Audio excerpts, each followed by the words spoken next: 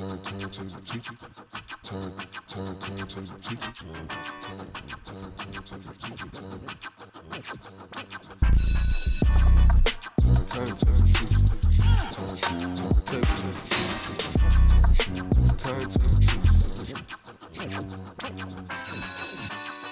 And welcome back. I'm Mike with the Turntable Teachers, and class is back in session, here for a very special Graduation 2023 edition episode. This is my top 23 songs of 2023, and as you can clearly see, I have a very special guest with me. He is the owner, the creator, the host of Frequency Studios. Make sure you follow him on TikTok. Link is in the description. He has some unbelievable content. I've personally got a lot of great recommendations from this man. I'd like to welcome Frankie to the show, and he's got a list of 23 songs as well that he's going to share along with me. So, what's up, everybody? I'm doing all right, Mike. I appreciate the dope intro. Really excited to be on with you. I love your content as well, especially the interviews. Your interviews are fire. I've been following you for a little while now, and yeah, I'm just hyped to be here, hyped to talk about some dope music. It's always great to just jump on these platforms and have an actual conversation, because TikTok can feel a little one-sided sometimes. So it'll be dope just to talk it out a little bit. No, 100%. And I've felt the same way about you and your platform, coming onto you in the last maybe 6 months or so. Really, I love your. I think we talked about a lot about this on the phone. Just I think how you're so well spoken and how you talk about music, and I also just genuinely have a lot of hot takes that you agree with happen. I'll be thinking about something, and it's almost like Frankie just shows up on my feed, and with that take. Hell yeah. Specifically the one about lists coming out too early. Hate that shit, yo. Hate that shit. Because you're just missing out on so much dope content. You know what I mean? I wasn't in love with the Nicki Minaj album, but it very well could have been it could have been a top 10 album. You know what I mean? So it's kind of weird for it not to be involved. It's not like it wasn't announced. So yeah, and just having SZA in all these number one spots, she deserves the number one spot. It's a great album, but that didn't come out this year, and it might be just the tediousness of me, and just I like to be so structured. It's it has a 2, it doesn't have a 3. I don't know. It's an even number. It's a different year. Exactly. I get the the argument necessarily of it came out so late in 2022. You're probably most likely going to get most of its replayability in 2023. So I kind of understand it from that perspective. But I think you had said I think there was a TikTok you had done where somebody put out a list in November, and it's we have a whole month of December to go. It's kind of crazy. Yeah, but. So I'm glad I have someone on the show that shares that with me. Of course, as you're watching this list is in 2024 because it is now 2024, and these songs are our favorites from 2023.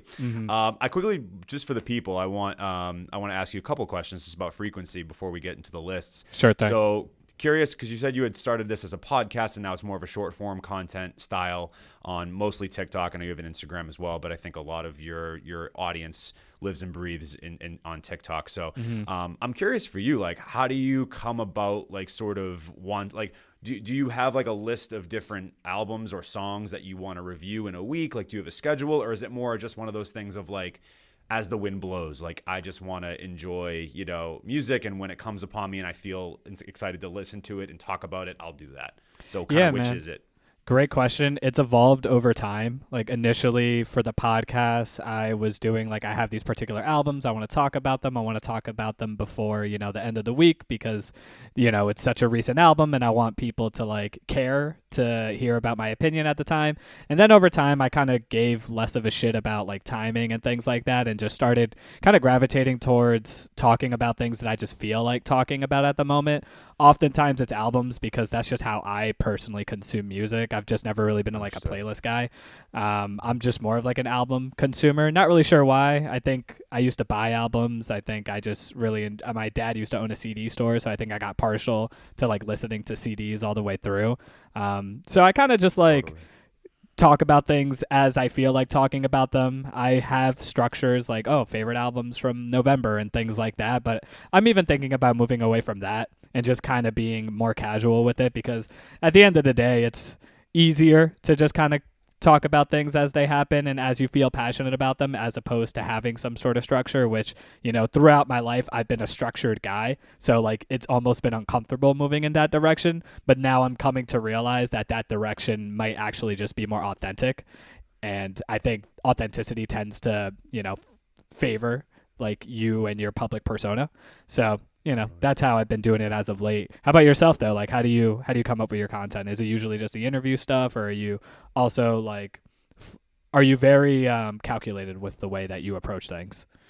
Yeah, I think I kind of feel a little bit the same as you. In terms of the interviews, there I definitely I like to have a healthy balance of, you know, I have some things I've prepped, questions I've prepped, things I want to like ask, and I have a structure to my show for anybody that hasn't heard it. But you know, most of the time, I like to have a healthy combination of enough prep work, but enough like open breathing room for some of that authenticity. But then some of the short form stuff that you see, like I have a couple of series like songs from independent artists you may never heard of. Like I do sort of that thing. I throw in a couple of songs here, but even that I wouldn't say is super structured. Like sometimes I'll bring a couple of, this is kind of a little insight here. I'll bring a couple of change of clothes if I'm like, you know, if I got an hour or so, like, you know, where I'm off on in the studio, I'm not really like doing much. Chairs like Lily right there. Just prop up my my tripod, throw my phone on it, and I'll just like, you know, record that a couple of times, and then when I feel inspiration of like, oh, here they're like 3 awesome songs I'm listening to, I'll just funnel that in. And so like, I always sort of have those sort of in the vault necessarily, but not in the sense of like it's specific for these songs. It's just like whenever I feel like I have 3 songs that I really want to share, like I have that already just on my camera roll, and I can just upload that to, you know, TikTok, Instagram, whenever. So yeah, are you not the type of person to like, sorry to interrupt you, are you not the type of person to like, on Sunday, I'm going to record like these 5 videos and it's going to be about XYZ? See, I was like that. I was like that for a minute. And then it's stressful. Yeah. I wanted to ask you that too. Like, I'm curious, like, have you ever almost, I don't want to say lost the love for listening to music, but have you felt that about that way? I'm guessing yes. Yeah, about, like, that's why I'm transitioning to like something a little bit more loose and comfortable and just like chill, you know? Like there was a time where I was trying to post like every day, and like, you know, when you don't see like the growth, it's just like very disheartening to do something like that. Sure. So, you know, I'm seeing similar growth as I was seeing before, just like doing like chill content and having a better time with it. You know what I mean? Sure, so that's kind of 100%. the direction I'm trying to go into. Yeah, same. Like I was so structured of like podcast episode out every Sunday, and now I'm like every 10 to 14 days. And it's kind of like whenever I get to it. Some weeks it's, you know, every 10 days, some it's every 14. But I know like right now I'm on a pretty consistent basis of like every other week dropping an episode, and then just letting that episode breathe a little bit, right? Like kind of, you know, squeezing the juice out of the orange, so to speak, every drop you can get. Like, you know, I might have an episode and I'm like, damn, there's like 7 to 10 solid clips. Like, screw it. I'm just going to clip them up, and then I'll put those out over the course of the 2 weeks. And then, you know, amongst other content I have going on. So it's just like, yeah, I'm right there with you. I think that, you know, there came a point where I was really like just wearing myself thin with trying to like, you know, and then trying to separate that of like, okay, I'm just going to sit down and listen to music today and not think about, okay, how can I, you know, figure this out to turntable teachers? Like, let me just listen to this album and enjoy it, you know? So I feel like I lost that love a little bit, and I needed to kind of find that back again. So that's why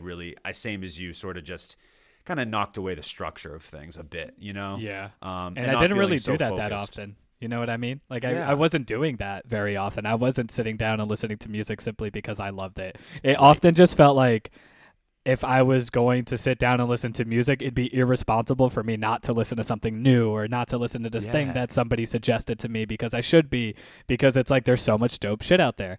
But then eventually I just stopped listening to shit that I wanted to listen to. And like before, I would be like an album obsessive. Like I would listen to an album and I would run that shit into the ground. And I felt like this last year I wasn't really doing that, you know? And I want to get back to it because I miss knowing every single word from a particular album. You know what I mean? Like that shit is what made me fall in love with music in the first place. Absolutely. And like, agreed. And why I think we do our platforms and why we do what we do is for the love of the music. So at the end of the day, like it's tough. You don't want to lose that love. And right there with you. I mean, all the albums I have behind me, like most of these albums, I like you said, I know like the back of my hand. Like I could probably tell you the track list of most of them, or like, where the certain songs are structured within certain, other songs. Like I just love that shit. And that's the stuff that I think brought us eventually to like where we are now. So I Right. think you can't, anyone out there that's like feeling burnt out by your content, like take a break, or like, or figure out a different way, because it's just not worth it at the end of the day. You know what I mean? Like it really isn't. Like if the people don't get songs you may never heard of from independent artists for a month, whatever, it's fine. Yeah. Like They'll be all right. They'll be okay. Yeah. My last question before we get right into the list, I'm really curious. I always like to ask this question because I have a really interesting way that I think, not interesting, but sort of this like, I think, sort of intentional way I come up with these lists. Because I know you do some lists yourself, right? You did like your favorite EPs of the year, your favorite albums. You kind of ran through them, maybe stopped it a bit and talked about a little bit about them. But I'm curious for you, like, what percentage do you give in terms of this list today? What percent is replayability? Like, I just love this song, I play it all the time, versus like great artistic choice or great artistic sort of like message or way in which the song was created. Like, how do you balance that a little bit? Because I have certain songs that, like, for me personally, that like I just played them, like you said, just play them through the ground. Like I know every single word, versus like maybe it didn't get as much replayability, but I almost think it was such a great artistic choice or a great artistic message that it has to be on my list. So like, where do you fall in that? Yeah, I don't know. I've been thinking about this topic a lot lately because I'm on like Movie Talk too, where people are, and there's like this discourse there about like the best versus like your favorite. And this is kind of like a similar question. And I think like I think I used to be, when I was younger, one of those people that like separated them a little bit more. Like, these are the best, like artistically, and like, but these are the ones I enjoy. And I've kind of realized that like it's silly to sort of care about something subjective and trying to make it objective. So, I kind of like given less weight to like, I haven't given less weight to artistic integrity because I've come to realize that the shit that I enjoy has artistic integrity. So, I mean, there are songs that I enjoy and that I do listen to a lot that are like, they have a deep message and like it's really like well written and meticulous and all of that jazz. But there are songs that I have on my list that I'm just like, this shit's a banger and I really like this song and I like listening 100%. to it and I think it's catchy. And oftentimes it's they're gonna cross. Oftentimes it's a little bit of both. And there's a reason why some of my favorite artists are my favorite artists. It's a reason why I hold like Jay-Z into very high regard, is that he's able to do both, right? He'll give you the head scratchers, but he'll give you the bangers. And I feel like at the end of the day, those are what I perceive to be the best artists, are the ones who can be both sides of that coin. So honestly, it's like kind of like 80% replayability, I would say. 20%, oh my God, this is the most artistic song I've ever heard type of thing. Curious about your thoughts. I literally live in about that same percentage. I actually do 75-25. I would say 75% replayability. 25% is like, maybe this was such an artistic sort of either message or just like so complex and different than anything I've ever heard. I threw it on here. But again, same with you. Like, some people might be, know my taste by now and have seen these episodes and these lists. And a lot with these episodes, specifically with the list, have just been me. So I'm so happy to have you here to kind of bounce back and bounce off of. But, some songs in my list, people might be surprised this year that they made it. So Same, I think. Yeah, for sure. Well, without further ado, I want to get into these songs. Let's talk about the music. So, obviously guests first. So the way we're going to do this is we'll go back and forth. So Frankie will have a song where he'll talk about it. If I've heard it, maybe I'll give some feedback. And then if not, if I have nothing to really say, then I'll go to the next one. And that's exactly how we'll do it, vice versa. So without further ado, Frankie, go ahead. Your first song on the list. Thank you, my friend. So I started with, this is my album of the year. Okay. Sampha's Lahai. And my favorite song Amazing. on Sampha's Lahai is actually surprising to people, is actually Jonathan L. Siegel. And, this video is coming out before, people know it's even actually it's going to come out after probably. So I think people already know. And the reason why I think this song is so beautiful is like, I actually did a little bit of research in it, but it's actually Jonathan L. Siegel's like a fable. I didn't know about this, about like a seagull trying to learn how to fly. And it's about freedom and self-realization. And it makes sense when you hear the chorus. It's like just absolutely gorgeous. These harmonies, him singing about like, we're not the same, but that, we've been through a similar thing, but that doesn't necessarily mean that we feel the same way about it. Doesn't necessarily mean we heal the same way about it. It's one of those songs where I just think the messaging is just so freaking beautiful, and I appreciate the themes of like self-love, understanding of others. I actually think that this is like the emotional peak of the album, where, and this is something, since we're probably not gonna I'm not gonna talk about this album again on this podcast probably. So I will say I'm gonna gush a little and say, like, one of my favorite things about this album are like the drums. I think the drums are just so fucking dope. Like they like create so much emotion. But on this particular track, it's actually, there's some drums on it, but it's a little bit looser, and it's a little bit more bare, and I think that allows it to be kind of the emotional peak of the album a little bit. So that's, and I think that moments like that just make albums a little bit more grander. So yeah, that's my first song. I'm so glad I had you on here, bro. Because it's full. I wasn't going to start there, but I might as well now too, because I also have a song on my list from the same album, the Sampha album, and phenomenal. I wouldn't say it's my favorite album of the year. However, I will say that if I just need something easy to listen to that just smoothly just works, especially like if I'm, late car ride home, I don't feel like banging like loud music, or if I'm just kind of in my room at home meditating, whatever it is, or just like trying to wind down, it's absolutely gorgeous album. And I totally agree with you on the sentiment of the drums. I was actually toying between two different songs. I so badly wanted to add both, between Spirit 2.0, which was the lead single, and then Dancing Circles. Those two are my favorite songs. Which one did we go with? You know what? I wanted to go with Dancing Circles so bad, but that outro on Spirit 2.0 is just it's way too good for me. I got more replayability than Dancing Circles, although, man, if anyone who's listening to this hasn't dove into the album yet, there's not a bad choice of a song on here, truthfully. There really isn't. It's a gorgeous, gorgeous album. So, Spirit 2.0 on my list. So that was so fair. I almost went with it too. I just feel like I go back to Jonathan L. Siegel a lot for whatever reason. Right. But damn, Dancing Circles is so fucking good. It's just so good. I mean, his harmonies are ridiculous. I mean, his harmonies are ridiculous in general. Don't get me wrong. And I think that's part of the reason why that Spirit 2.0, the back end of it, is just the way in which he layers those harmonies are just absurdly beautiful. It's crazy. But Dancing Circles, I feel like, is a bit... It's okay. Spirit 2.0, I felt like was a little more dynamic. So that's why I went with that. I feel like it's a better introduction to the project versus like if someone just came on to Dancing Circles, they might like it, but they might not be compelled to listen to the full album. I think that's fair. So I think that's why I'm going with that. Although like that hook just gets me every time on Dancing Circles. It's in my head right now. It's one of those songs where you kind of just like, the more you listen to an album, the more you appreciate it. You know what I mean? Yeah. But Spirit 2.0 is like the song where you're like, oh, I want to get this person into this album. Here's that song, which is why it was the lead single. Amazing. Well, that was my other song. So yeah, I guess you're next again. So go ahead. Next song. Yeah, I mean, I'm assuming you're probably, I don't want to make assumptions, but Scaring the Hose, JPEG Mafia, Danny Brown. I went Step a Pig. Great song. And I went Step a Pig. I was like so between Step a Pig and Garbage Pail Kids, because I fucking love the instrumental on Garbage Pail Kids. Love it. It's my favorite instrumental on the album. But I think this beat is also fantastic. I love the NSYNC sample. I love these like bright, like just abrasive synths on it. And what really brings it over the top is just like, honestly, it's Peggy's verses. I think Peggy's verses are killer on that. Like, they tried to get me to ghost. Boy, you ain't Kai when Twitch and you banned. That's a bar. I love the, white people love making excuses. I guess that's what culture is for them. I think that's hilarious. And I just think Peggy is always that guy where I just love these like quick-witted tongue-in-cheek bars that just like keep me on my toes. And I think this song is a perfect example of that.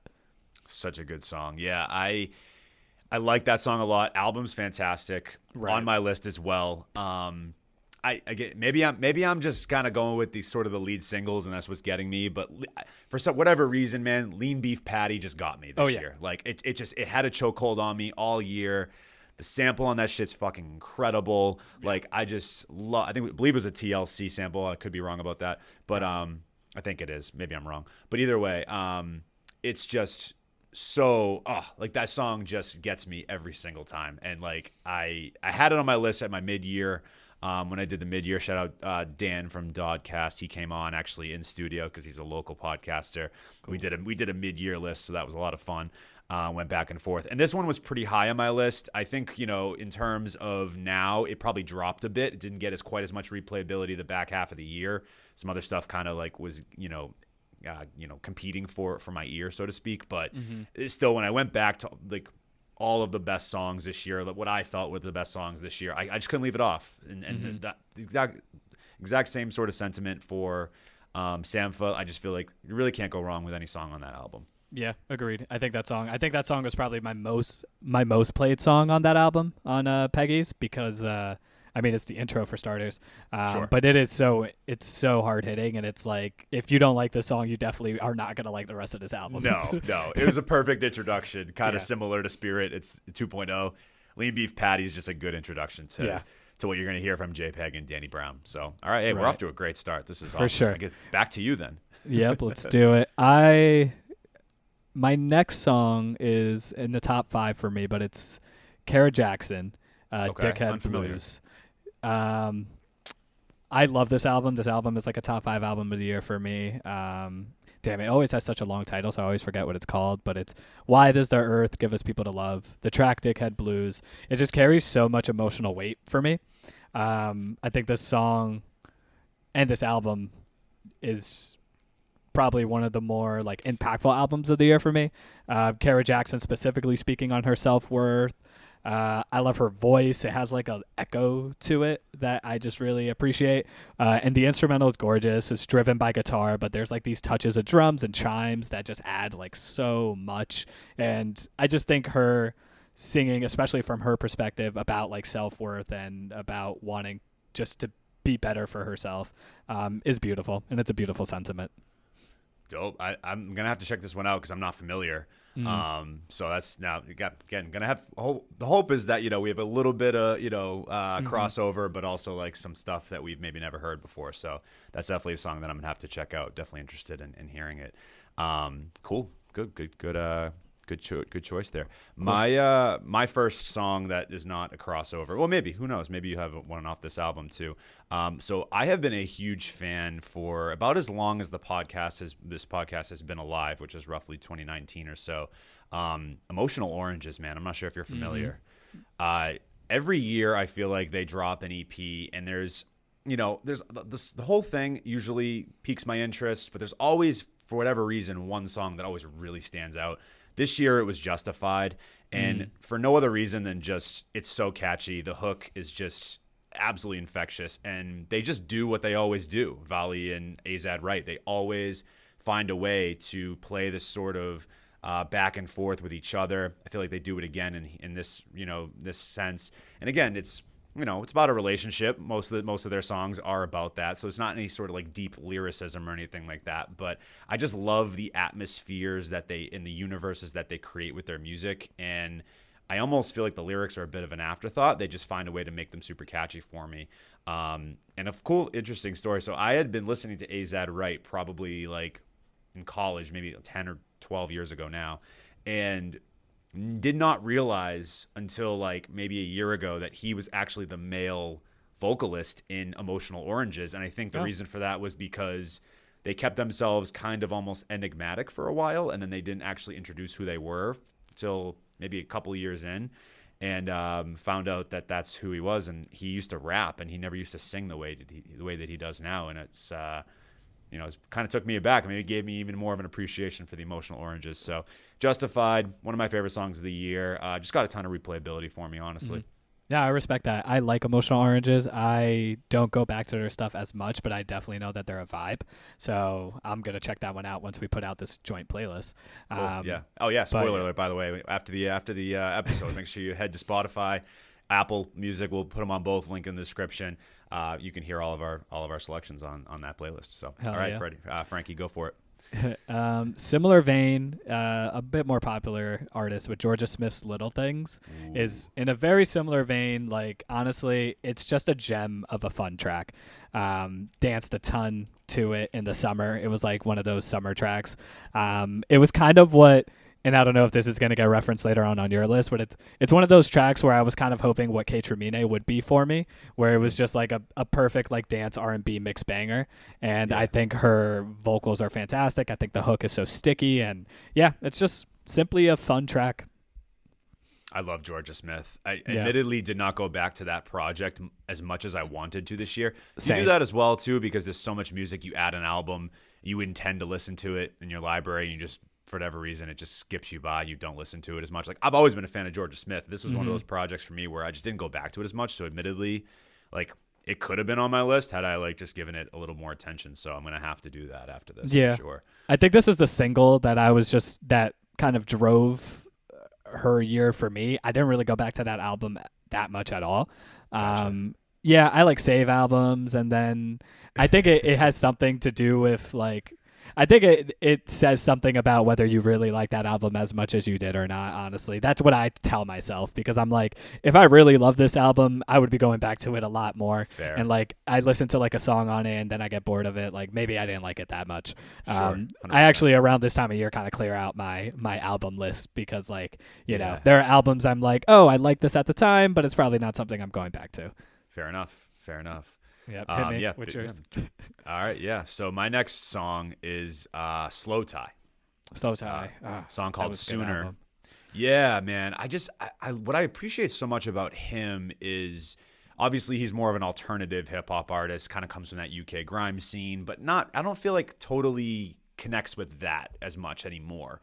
I feel like he sort of evolved out of that sound and was definitely on this album, specifically Ugly, playing with a lot of more different styles. Sooner to me was just one of those types of songs where like it felt like it could have been like almost like a Modest Mouse song, but almost like, you know what I mean, or had this almost folky vibe to it, and he was almost singing in a bit. It really, you know, caught my attention, piqued my interest, and really like held it throughout the most of the year. I think when my Spotify Wrapped came out, this was like in my top 15 or so most listened to songs.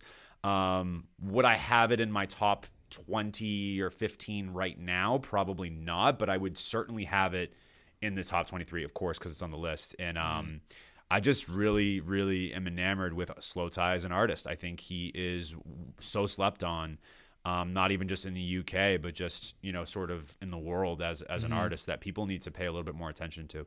Yeah, I thought that album was fantastic, actually. I haven't gone back to it that much recently, but I think that's a respectable pick. I think the album was very, very good. Sooner, I think, was a standout track for me as well. Totally. Yeah, Totally. On my list next, I have Indigo D'Souza's "You Can Be Mean," more of an indie rock jam. I just think she has a wonderful knack for vivid songwriting, and that's always something that's going to get me. I love an artist who has some vivid fucking songwriting. I love a singer-songwriter. And she's just singing about a shitty ex, you know, and everybody can relate to that. She has a little bit of attitude, some spunk, and I appreciate that. I love attitude. That's another thing that I really appreciate in a good songwriter, somebody who kind of just like says it how it is a little bit. And yeah, I think that album was a little bit slept on. I forget what it was called. That's probably why. But it had a few bangers on it that I really appreciated. Cool. Another one that I'm going to have to check out because I'm a bit unfamiliar. So I'll have to just take your word for it on that one. Yeah, for sure. Tune in afterwards. Okay. So I can't believe I'm actually saying this because I don't feel like he's put out a body of work to me in the last maybe half decade that I have like truly just connected with, because I feel like a lot of it's just filler, you know, he's kind of just keeping up with, you know, trends and different things like that. But I got to say this, when it comes to introduction songs, like I don't really know if there's anybody that's been better or more consistent with their first song out the gate, just grabbing me and putting me in a chokehold. I'm talking about Drake. Believe it or not. I thought so. Virginia Beach, bro. I mean, what the hell? The way he flips that Frank Ocean song, which, by the way, I hadn't heard that Frank Ocean song in a long time. Maybe go back to it because it's not on streaming platforms. And the way he flipped it and just made it so like I can't even explain just how much it captivated me this year. And I don't really like For All the Dogs. It's not an album I go back to. There's about 2 songs, maybe 3 that like I saved. First Person Shooter, obviously Virginia Beach, and I actually don't remember the third one, truthfully.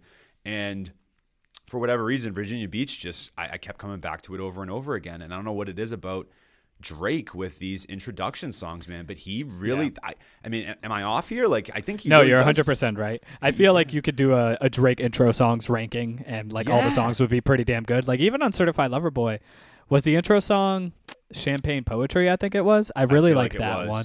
Yeah. I mean, Legend is like one of my favorite my intros. Just point blank. Period. Keep I agree. the Family Close on Views is like is really unassumingly good song. You know what I mean? agree with that. Lyrically, it's one of his better ones.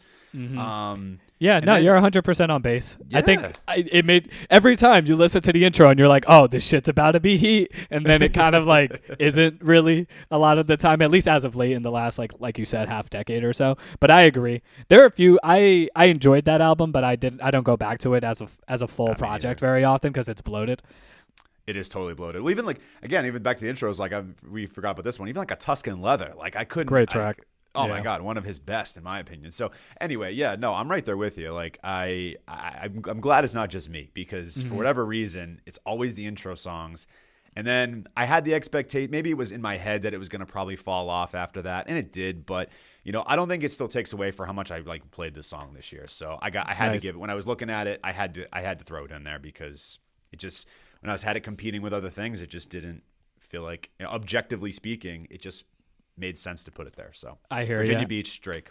Yeah, I mean, let's keep that train going. I had like 2 or 3 Drake songs that I was thinking about throwing in here, but the one that I had to throw in is First Person Shooter, and it had to be because of J. Cole, man. And like a J. Cole feature had to be on this list, and this is the one that I chose. So I almost even cheated. I almost was like 8 a.m. in Charlotte and First Person Shooter because First Person Shooter is more of a J. Cole song anyways to me.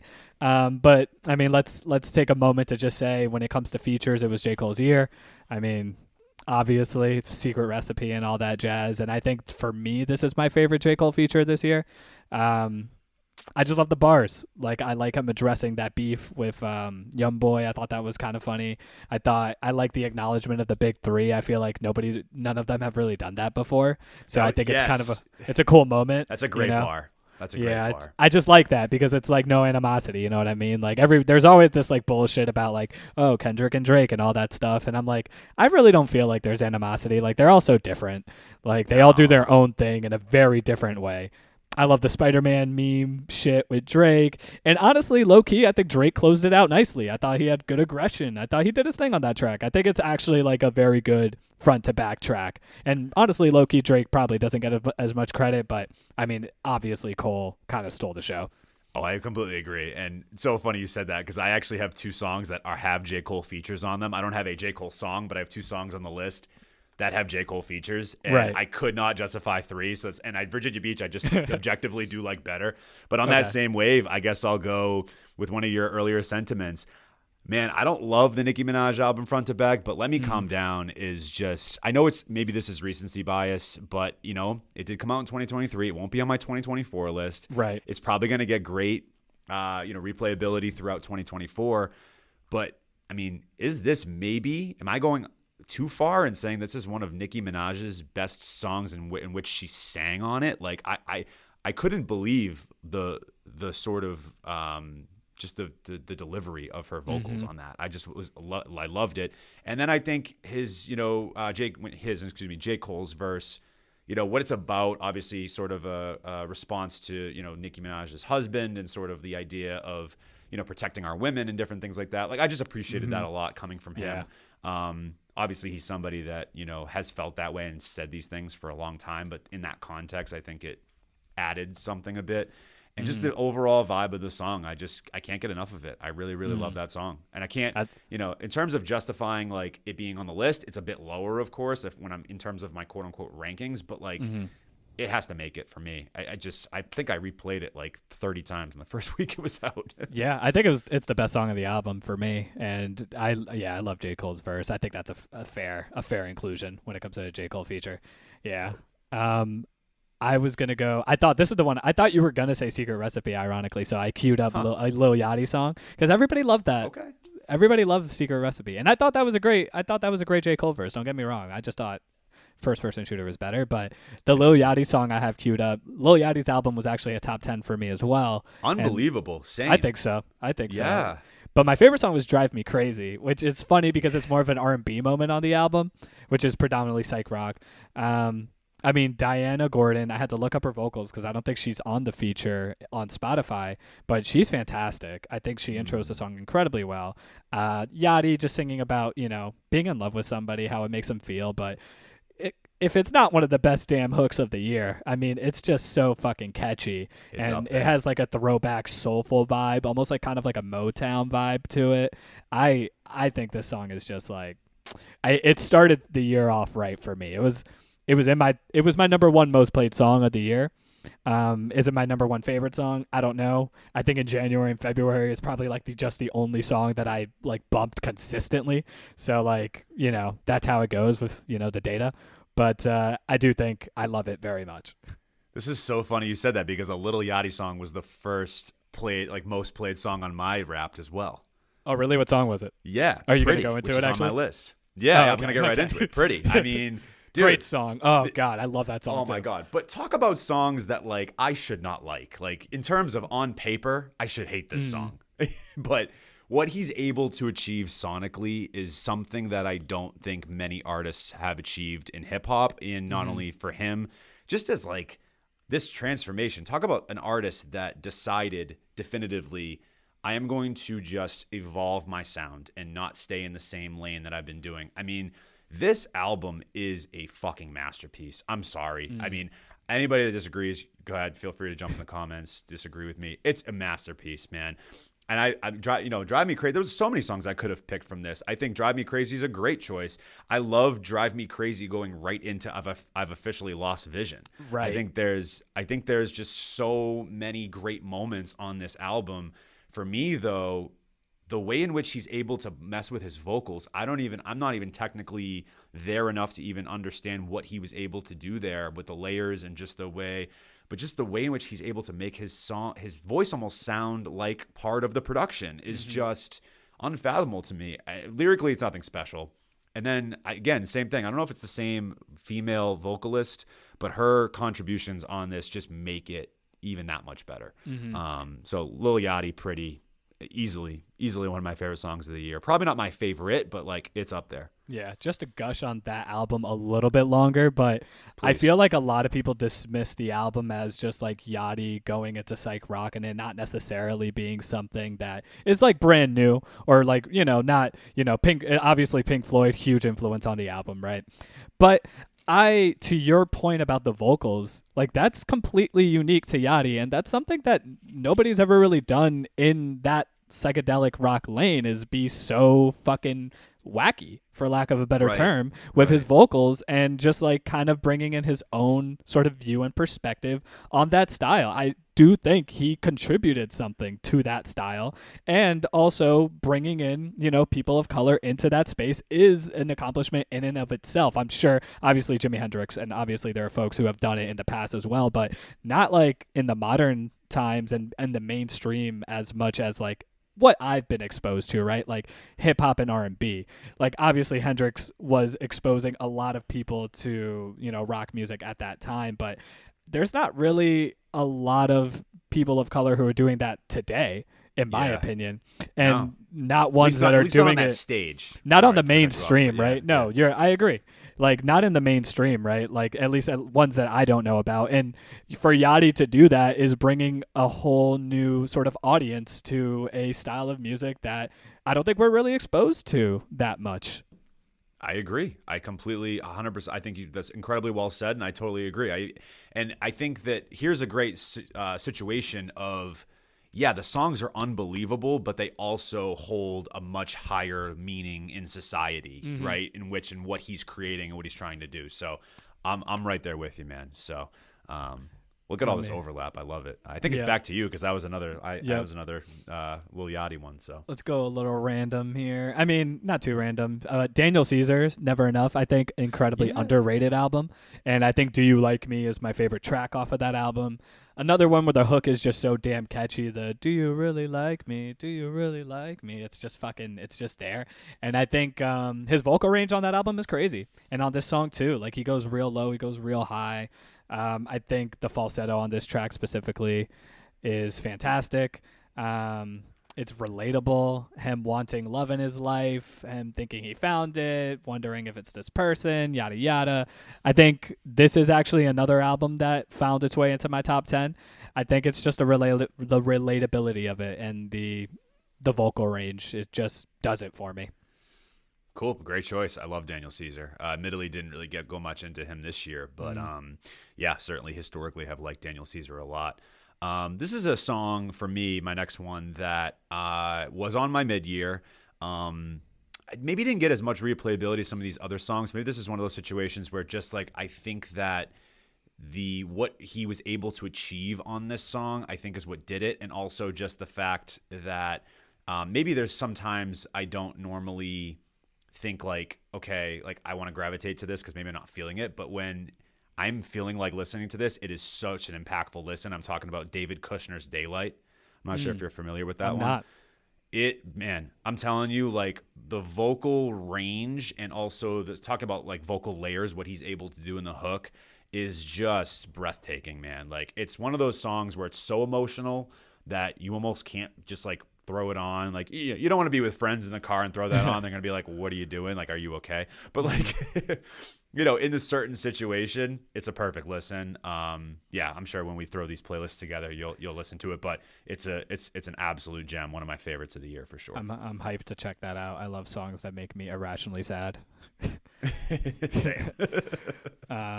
Next for me is good old Tizo Touchdown. Tizo Touchdown. Let's go. A top 10er for me also. I think we're kind of Same. running through these, but I picked there was quite a few songs I could have picked. I love that album. How Do You Sleep at Night, I believe it's called.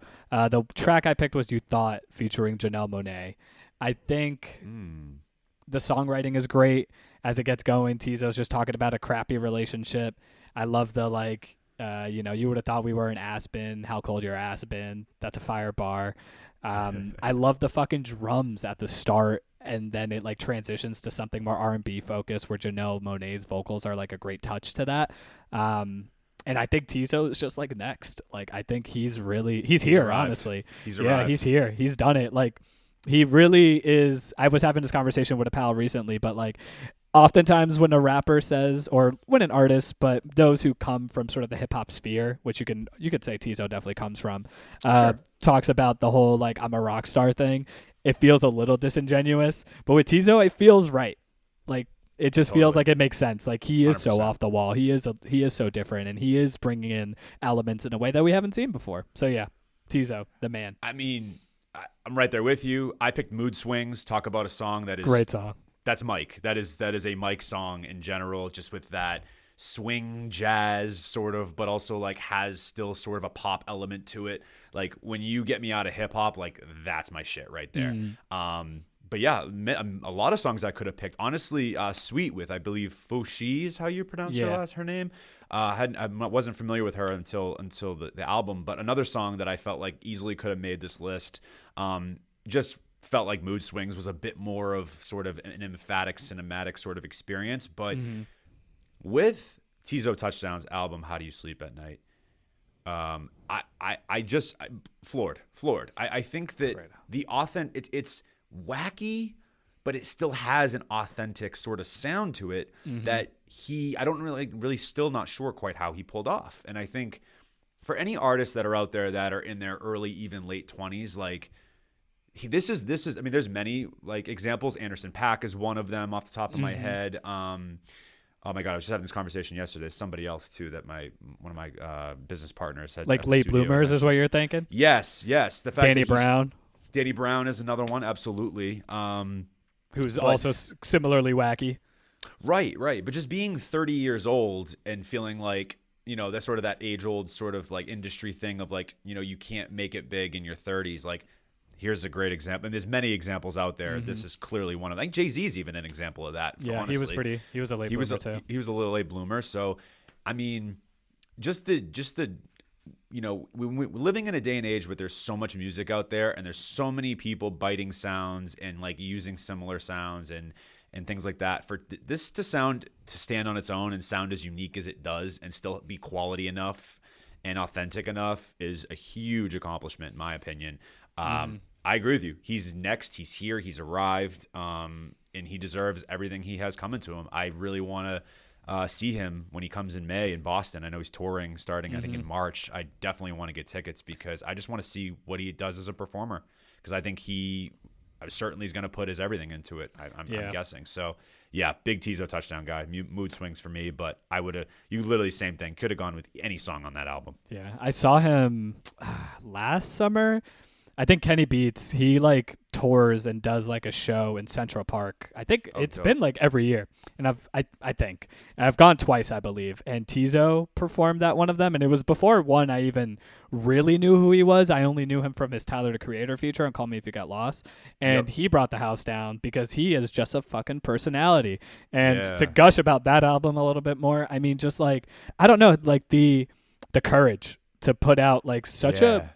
It's weird. Like it's strange. Also very vulnerable too. It's super vulnerable. It's strange. Super vulnerable. Like he's talking about like random shit that's just like not that like I don't know. Like you kind of have to be a little bit of a nerd to really like fuck with it a little, I think. Yeah. Well, I mean, here we are, right? Nerding out about it. But also I think too, it's not even what he says. It's like how he says it, right? Yeah. It's like the way in which he delivers it, his inflections, the way in which he wrote it. Like I felt like he was talking to me. Mm-hmm. Felt conversational.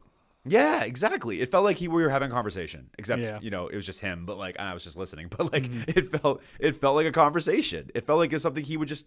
That's how he'd be in person. So just the raw authenticity of it, just got to me. And again, is it a perfect album? Probably not. But like. I don't really care.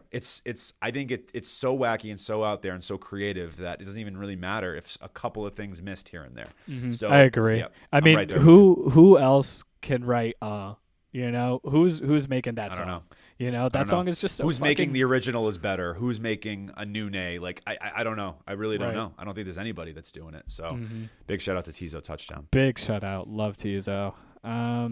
I'll keep in the wacky direction. I've just been like jumping around the list. Same. I think because we've, might as well, as you say, one artist, might as well just stay there, right? Right. So I was thinking like another wacky album that I really loved this year was 10,000 Gex by 100 Gex, the hyperpop duo. Yeah, bro. Love that album. Doritos and Fritos. I don't have that Great on my fucking list, song. Great song. I think there's, and this is a similar thing where it's like, yeah, they're really creative. I think the instrumentals are fantastic, but it's just kind of like the replayability of it is also great to me. I think Hollywood Baby is the one I wanted to highlight. It has like this subtle like garage rock, surfer rock blend. It almost gives like even a Weezer vibe, but just like a lot more intense. The chorus hits super fucking hard. It's like about the struggles of making it in Hollywood, making it in general. That life not being all it's cracked up to be, whatever. But I mean, I think this duo is just super freaking talented and like, cool. I don't know, they're just cool people. And like, I think they've done, I wasn't really that big of a fan of hyperpop, before 100 Gex, and now I'm more tapped in, outside of Charlie XCX, but I think she does completely her own thing. But, I think they're crazy and I fucking love it. Yeah, they are. They're a lot of fun. That album got quite a bit of replayability for me, but not enough to quite anything specifically like made my list. But yeah, it's just a fun album. I thoroughly, I love throwing that on if I just feel like, just listening to something that doesn't need to make sense. And I don't need to think about too much. I just want to throw it on and enjoy it. So I'm right there with you. All right, I'm going to an artist that probably is on your list too. If he's not, maybe I'm wrong, but Travis Scott. I thought you were going to say that. I don't know. God's Country. There's a lot of songs I could have picked. I don't know, something about the beat, man. God's Country, like that's just like my pinnacle favorite type of Travis Scott beat. I was toying between this one and Sirens. Even Four Eyes, I think it's called, or For the Eyes, I think. For the Eyes, yeah, something like that. It was with Sampha. That was another one that was on there for me because I've always historically been a big fan of Stop Trying to Be God. That's like one of my favorite Travis Scott songs of all time. But ultimately went with God's Country. I just feel like the way he flows on this song, and it's quick hitting, doesn't overstay its welcome. I agree with that, yeah. But lyrically, it's just catchy, man. And I just think that almost whiny sort of beat just is so infectious, man. Like I find myself like even when I'm not listening to it sometimes. Na, na, na, na. Like it just lives there. It just lives. So God's Country, Travis Scott. I just had to throw it on there. I love how we're doing like same albums, different songs, because it's gonna make for like a nice, healthy playlist. But I have Travis Scott's "I Know." It's just so damn catchy. It's just so damn catchy, and I love Scott's flow on it. I just love it. And I mean, for me, Travis Scott, I love the darker production, kind of like the more dreary quintessential production that like has enough of that like slightly upbeat drums to it that makes it kind of perfect for like a late night drive where you're still trying to feel a little like you're still trying to feel a little awake, but it's kind of like smooth in a way. And 100%. I think this song is just like that this song is just that mood. Yeah, it has it. Yeah, totally. No, I'm right there with you. And I think honestly an album that I love to go back to, even though it's not on streaming, but Days Before Rodeo. I just feel like, or mixtape, I should say. I feel like that was kind of like the pinnacle sort of like of what Travis was kind of going for and what he ultimately like kind of led into his career. And I feel like with this album, this most recent one, Utopia, again, not a perfect album to me. Definitely not one of my favorite albums top to bottom this year, but there was enough substance there for me to take away that had a ton of replay value for me. So I agree. I know it was one of those songs that was probably my top half on that album for sure. All right, so I think it's back to me. I think you're going to have a song on this album too, believe it or not.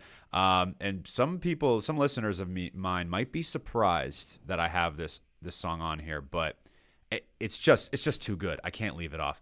Get Him Back, Olivia Rodrigo. I mean, man. I love that song. I didn't get an O-Rod song on here. You didn't? Oh, because I knew you liked the project. I love the project. It just wasn't like one of the songs, but great. I'm glad somebody has it because that's a great song. Because, like, again, I'm not even like the biggest, so context, my girlfriend's a huge Swiftie. I know they're not the same, but like huge Swiftie. I appreciate Taylor Swift. I don't, and in some of her music, I don't love a lot of her music, and I just don't. I mean, she's clearly, in the next level. But I feel like this song in particular, this Olivia Rodrigo Get Him Back song, is kind of like the edgier sort of like Taylor Swift breakup song almost, but like with a little bit more attitude and just like kind of what I need in terms of like my sort of taste as a music listener. The charisma in the song and the way in which she's just able to like exude the emotion that she's trying to get across, hands down, man, it's awesome. I love it. I on no shame here on this episode. I bump this shit in the car. It's a great fucking song. It's a great fucking song. Great sing-along song. It's amazing. All American Bitch is great. Like, yeah, it's a good album. And she really is kind of like, she's creating her own lane. And I think the thing with her is like, look, like the pop punk sound that she's like adopting on occasion isn't necessarily like groundbreaking or anything like that, but it goes back to the songwriting. Like, she's a really good songwriter, and she knows how to like express her emotions really well. And I think for a woman who's so freaking young, like 20, I mean, her room for growth is just astronomical.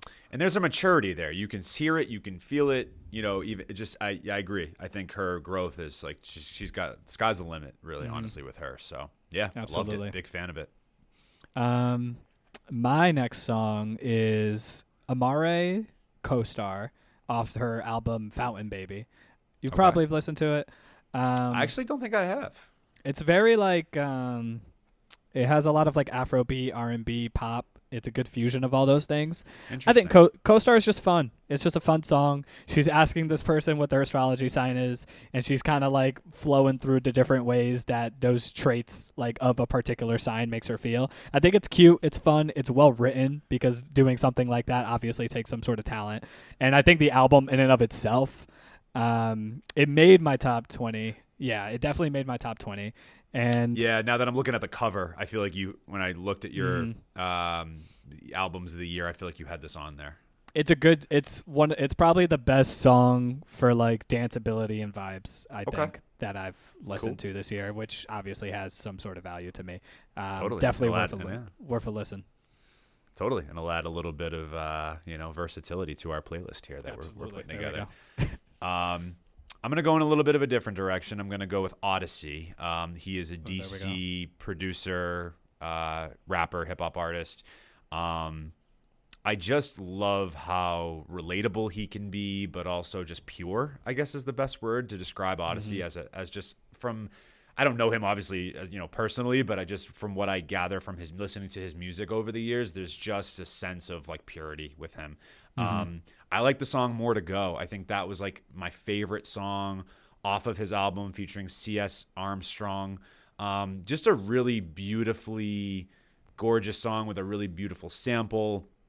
I feel like Odyssey, like the way he's flowing, what he's rapping about, it's very relatable. He's talking a lot about sort of, his life now as a father and like what that entails, like balancing that between that and being an artist. And then it sort of just kind of, the song almost like breaks down in the hook and the chorus, and C.S. Armstrong just really starts to belt these really beautiful vocals over the sample as it sort of heightens and gets to be this almost like grander cinematic sort of sound. I loved it. This again, there's if you guys haven't heard this album yet, it's called To What End. Really, honestly, the full listen is top to bottom a great sort of experience. I would totally recommend. Just if you got like, I think what's the runtime on it? It's about a little under an hour. So if you have a little under an hour car ride or you're hanging out or whatever, you got like 51 minutes to spare. Throw it on front to back. I think you're going to be pleasantly surprised if you're not familiar with Odyssey. So I wanted to definitely highlight him for sure because he's one of my favorite artists that a lot of people don't know about. Yeah, I fuck with Odyssey. Definitely don't remember the album very well. I'm not sure if I actually ended up checking it out, so I'm going to. Odyssey is dope, though. Super dope. On my list, keeping in like this, I mean, I don't think they're that underground anymore, but West Side Gun featuring Stove God Cook's House of Glory. I knew you were going to pick this one. One fucking thing, I fucking love Stove God Cooks. I mean, I'll let that be known. He's one of my favorite fucking feature artists in the Griselda camp. I just think he is so goddamn, like, just erratic and just crazy and fun. And he's on, like, a bunch of features on the West Side Gun album. Kitchen Lights is also great. But for whatever reason, I go back to House of Glory more. They just have a ton of chemistry. These guys just have a ton of chemistry. They're funny. It's like this perfect mix of like aggression and humor. And I always go back to Westside because I think Westside just kind of just like makes me laugh a little bit more. And I love that for West. Like he's like a guy like, I don't know. He's just like somehow approachable but also hard. Like I don't know how to describe it. Like I just fucking. It's actually a good way to put it.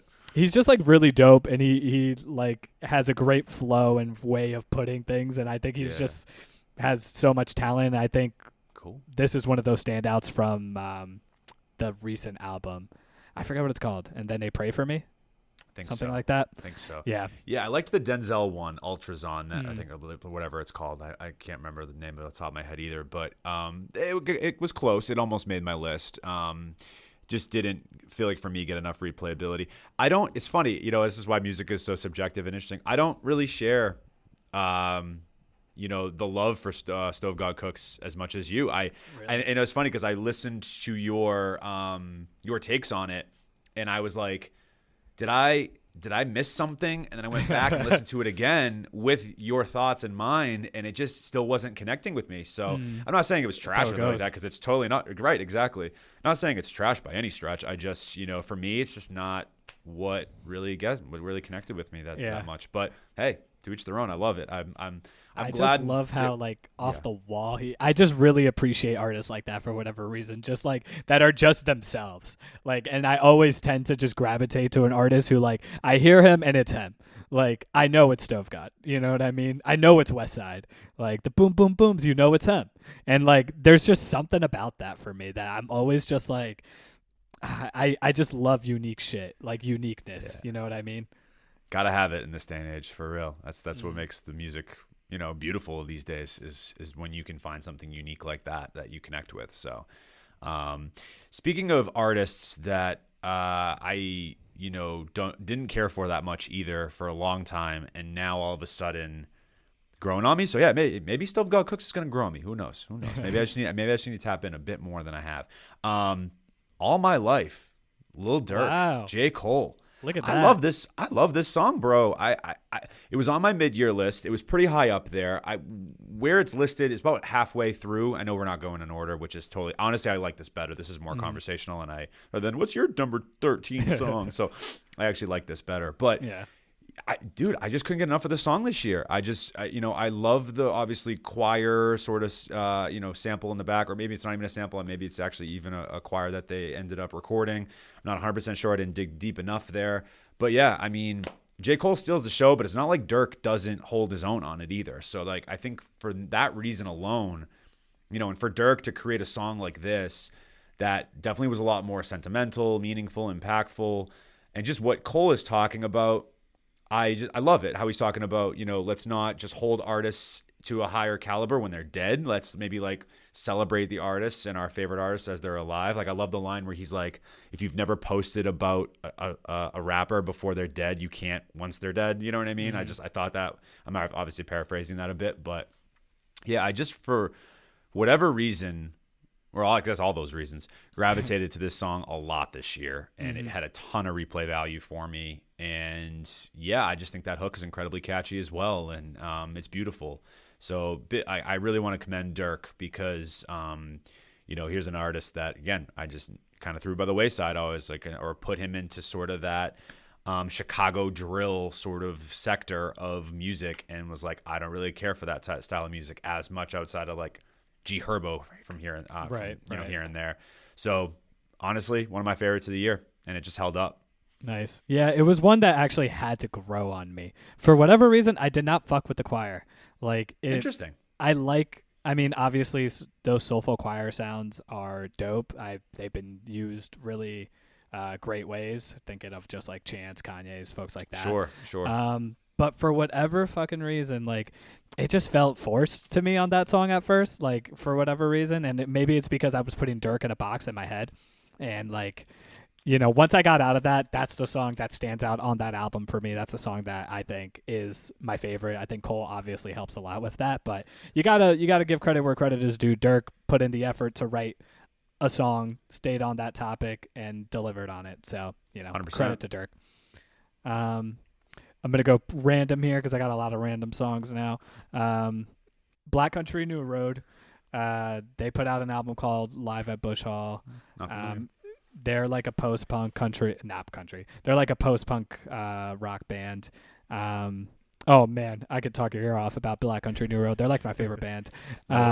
But they put out a live album this year. So a little bit of context. They put out my album of the year last year. It was called Answer 'Em Up There. And shortly before that album came out, their lead singer left the group, citing depression and things like that. Unfortunate. Hope he gets better. That album came out. That album was absolutely fucking incredible. And then they went on tour starting in September. I believe their first stop was in New York. I was there. And they came out, and I was like, oh, this is going to be really interesting. I wonder how they're going to do this without their lead singer, and who I presume to be their head songwriter, but that could be false. And they just came out with a whole new crop of songs that were all fantastic. Dope. And then that became a live album that actually came out back in February or March, I believe, called Live at Bush Hall. They recorded it in the UK where they're from, and it's fucking awesome. And one of the peaks for me is the song Laughing Song. And what I think is really dope about this album actually is that different people take on the different lead vocals at different times. So it's not the same vocalist throughout, which I think is really creative and obviously showcases their talent. But this song particularly I think is very beautiful. She sings about losing someone in her life and regretting letting them leave. She's reminiscing on the good times they had and realizing that she's not gonna ever see them again, or at least be with them again. The horns, the percussion, it's just a great fucking song. I love this band. I think anybody should check them out. I think they're probably one of the best bands out who have put out music recently, and this album definitely is like a top 5 album of the year for me personally. Well, you sold me. I'm going to definitely check this out right after this for sure. I can't wait. My next song is a podcaster turned producer, Rory, from the Rory and Mal podcast. And he dropped a really great album this year. I don't know if anybody either missed it or didn't listen to it. Yo, got to check it out, man. So he produced all the songs and just kind of enlisted artists to be on it. So this one is called Enough with Reggie and Jay Electronica, believe it or not. And it's unbelievable, man. Reggie's so underrated to me. He's one of my favorite R&B sort of artists that kind of live in that Smino, Saba sort of vein. Yeah, and he just delivers a gorgeous, gorgeous vocal performance over just a really lush, beautiful, beat that Rory made. So big shout out to him. There's a great psychedelic guitar on there that I just love. It's just really sort of just makes makes this sort of world. Again, more R&B soul driven of an album in totality, but then Jay Electronica comes on here and spits I think a very solid verse. It's not like my favorite Jay Electronica verse ever. Not saying he mailed it in by any means, but to me, it's the beat and Reggie, what they do. Jay Electronica is more of a, believe it or not, supplemental piece in my opinion. But they're the ones that really make this song what it is. So this was high on my list in the mid-year. It's still is a fringe top 10 song for me. So Gotcha. Enough Awesome. by Rory and Reggie and Jay Electronica. Awesome. That's dope. I'm going to definitely check that out. I feel like maybe I was tapped into that, but I just didn't listen to it. I got to check it out in full, though. I don't remember. And Reggie, from what I've heard, I've liked. Like, he has features on, like, Smino albums. So I've definitely enjoyed 100%. His stuff. Yep. My next song is by an artist, Hemlock Springs. Hemlock Springs. Yep. She put out that dope EP, dope. Going, Going, Gone. Very unique indie pop, in my opinion. She has this song, I really don't know. She doesn't say it in the song. It's ENKNEE1. Anyone. Fuck, I just got that. Oh, shit, that's so funny. Yeah, I just got it. That's dope. Just figured it out. That's funny because the hook goes, that's "Is awesome. there anyone out there to love me?" So that makes sense. There you go. And I love that song. I actually really, really like that song. That's wow. This is my favorite EP from the year. I think she's incredibly unique. I think the EP in and of itself, she's kind of like looking for love. She's thinking she found it. She's struggling about it. This song particularly is really dope because I think that hook is incredibly catchy and you can kind of feel her longing and loneliness. I think she's in for a long, really dope career. Her personality is sick and clearly has like a really good ear for just production and knowing how to make things work. I think she is like a very witty songwriter as well. And if nobody's checked out, I think this is my EP of the year. If nobody's checked it out, please check it out. I think it's incredibly, incredibly fantastic. I saw you talk about it, and I obviously know the song Girlfriend. That's like her big one, right? The one that kind of went viral. Talk about personality. No kidding, right? Yeah, great song. Absolutely great song. I didn't listen to the EP, though, and I saw this was like your top EP, so I definitely want to give this one a listen because, I think I was enamored enough with Girlfriend to want to, give the whole thing a listen. So, excuse me. My next song, another fringe top 10er. So now these are all, it's funny how most of the songs we haven't talked about are all like my top 10s. Really? Tizo was in there. Sampha made it into the top 10, but the rest we haven't talked about, which is interesting. So I'm like kind of now in like the top half of my list, which is cool. So this is a fringe top 10 song for me as well. Just missed outside of it. I actually had it slotted at number 11. Gene Dawson and SZA with No Seasons. Mm-hmm. Just right outside my list too. You know what? Gene Dawson's one of those artists where I feel like, you ever have an artist where you feel like you should like them more than you do? Yeah, I hear you. Like, I don't feel that way about Gene Dawson, but you're about to tell me you do. I do. For whatever reason, like I feel like maybe I just it hasn't quite clicked with me. Maybe it was this song. Maybe I just needed this song. But like, I've tried listening to his albums before. People tell me all the time, with your taste, you should love Gene Dawson, and I listen to it and I like it. I don't say I dislike it, but I'm not like, oh my God, this is like my favorite. Like I'm gonna like now listen to this all the time. I just, for whatever reason, haven't had that connection with it. And believe it or not, I don't think it's all SZA here either. Same thing. Like I love SZA. She's one of my favorite artists in the last maybe couple of years. And while she absolutely gives a phenomenal performance, and I love how they layer their vocals at the end, it's just absolutely gorgeous. But I mean, come on, he absolutely just drives this thing home, man. Like I love this song so much. I think it's more minimalistic than a lot of the songs I have on this list, but that's why it's so beautiful to me. And I just love the way in which they kind of float through the seasons and the way in which they use that sort of imagery throughout.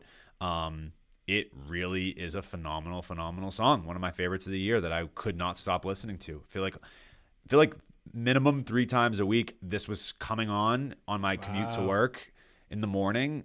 and I would not skip it. No question. I'm like, yep, I'm listening to this right now. 'Cause it just put me in a good mood. So yeah, No Seasons, Gene Dawson and SZA. Chef's kiss. Shout out to you guys. Huge fan of the song. I fucking love both of those artists a lot. So it's funny for you to say that. Like for me, well, SZA is SZA, right?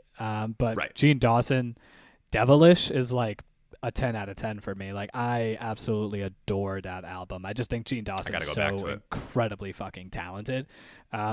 He was like doing some Tizo stuff before Tizo was doing some Tizo stuff. I think Tizo's a little weirder.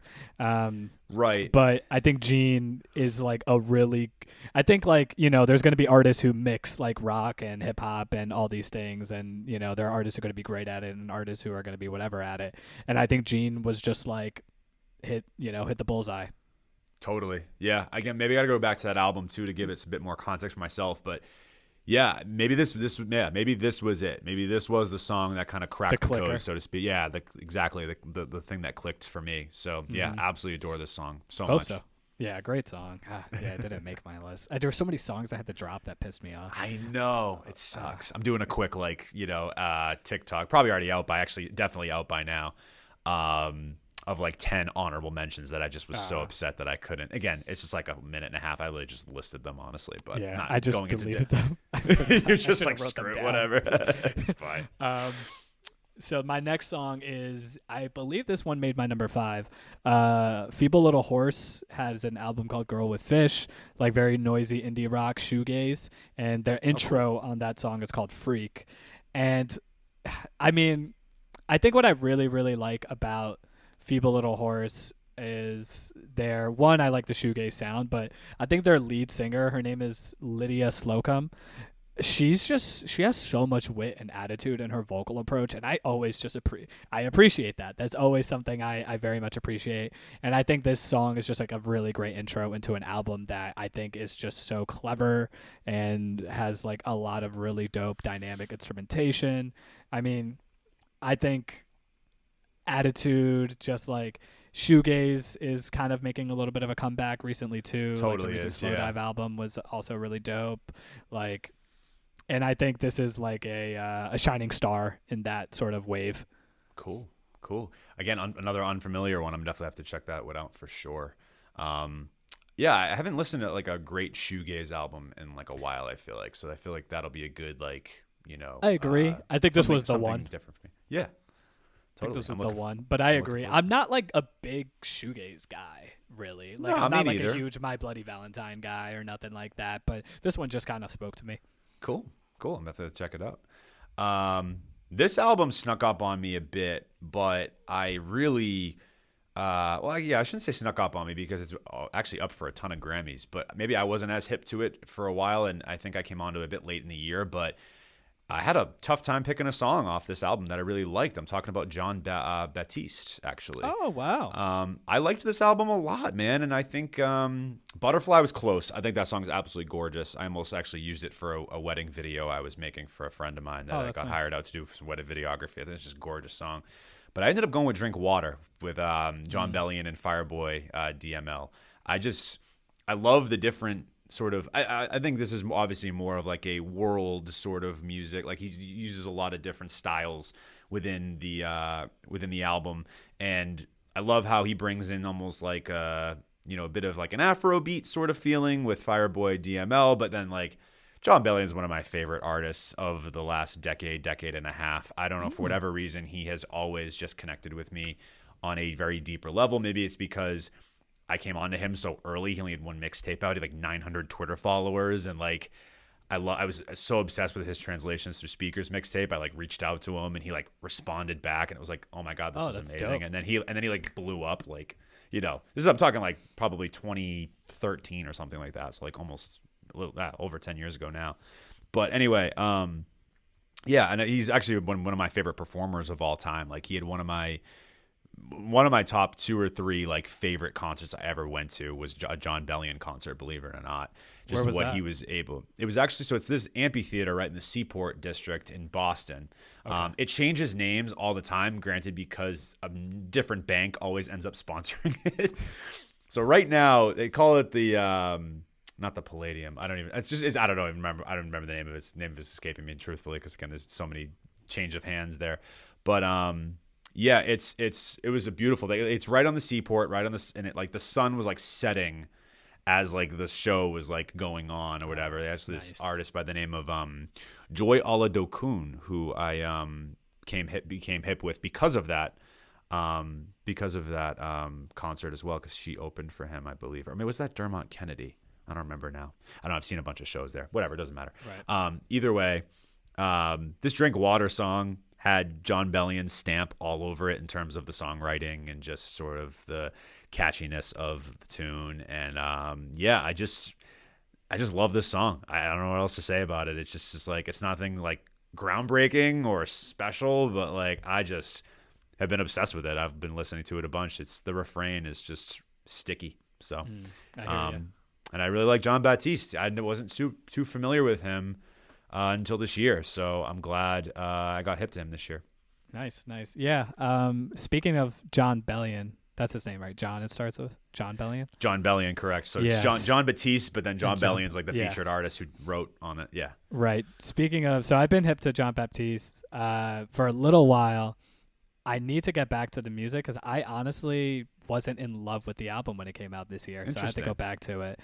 John Bellion, funny story. Another friend of mine who is in the New England area, I believe is Massachusetts, who's like, he's also in music, fucking loves John Bellion and like lives and dies by him.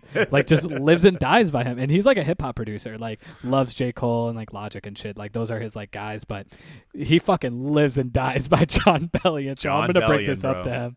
As like, you should. Send him the clip when it's out. Yeah, no, Oh, for will. real. I love John Bellion. I don't know what it is, bro. And then I didn't realize how much he's actually ghostwriting or written for so many artists. So like, yeah. he's I love him.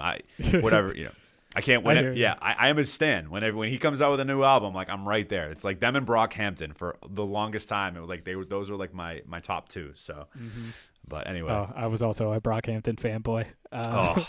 and Those shows, oh man, that's a whole Dude, conversation. yeah, But oh my those god, shows yeah, were we could crazy. have a whole podcast about the shows. Holy fuck. Yeah. Anyway. My next song is a Latin song. It's by Peso Pluma and Eslabon Armado. It's called Ella Baila Sola. It's like a song that literally took Latin America by storm and like all U.S. Latinos. It kind of like brought regional Mexican music to the mainstream in the U.S. amongst Latinos.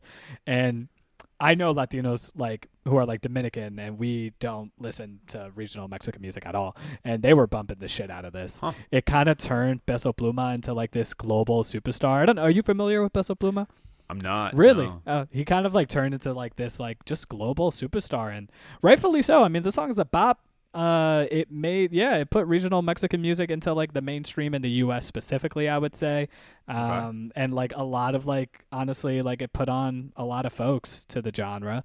Song's really just about like two friends at a gathering. They see a beautiful woman. She's dancing alone. That's essentially the title, but it honestly definitely worth the listen. It kind of like just like put some more light into this genre, into this particular artist in the mainstream. And, I think it's one of those things where it's kind of a bit bigger than a song and it deserves sort of a place on the list. Awesome. Again, another one that I'm going to have to check. I'm so glad with this. We have so much overlap, but then at the same time, stuff you listen to that I don't know for sure and that I would love to get hip with, and then vice versa. So Right, for sure. I'm excited for sure. This is good for us too. Not even just the people listening, like that they get some new recommendations. It's new recommendation for both of us. So, I know so there was a slight dig to Kate Tremine earlier. I feel like I was going to include a Kate Tremine song on this though. There are songs on there that I fuck with, but go ahead. All right. Ugh. Oh, see, that wasn't going to be it. That was it for me, man. So shout out to my guy, Old Head Ed. He runs a podcast, Brews Beats and Eats in Florida. Okay. We got very hip in Cool. during the pandemic. We did some crossover stuff during that. We haven't been too much in touch lately, but he always is a strong supporter of Turntable Teachers and what we do over here. So he's going to listen to this. He's going to appreciate the shout out. And also, he gave me a bit of criticism at the mid-year because this was my top song at the mid-year because of how much I was just playing it, and because the hook is just, for me, it's like, it's a song that doesn't take itself too seriously, but it's such a fun, catchy hook. Like even my girlfriend, who's not, again, she's a Swiftie. You have to keep that in mind. Mm-hmm. So when I play this song in the car every once in a while, she doesn't say she loves the song, but she's like, yeah, that hook's kind of cool. Like I fuck with that hook. And Old Head was very disappointed in my choice of number one song at the mid-year. So Ed, yeah, it's not number one anymore. But it's still top 10. So like whatever, dude, you got to just live with it. Yeah, I think his sort of attitude, his charisma on the song, he's just kind of like, smooth with it on this one. Like, I don't know. I mean, I love the whole album. Maybe now going back to it, since it's been out for over 6 months, like, yeah, maybe it's not as good as I thought it was when it came out. I'm willing to admit that. But this song still goes for me. Like, I just love how he goes through all the days of the week.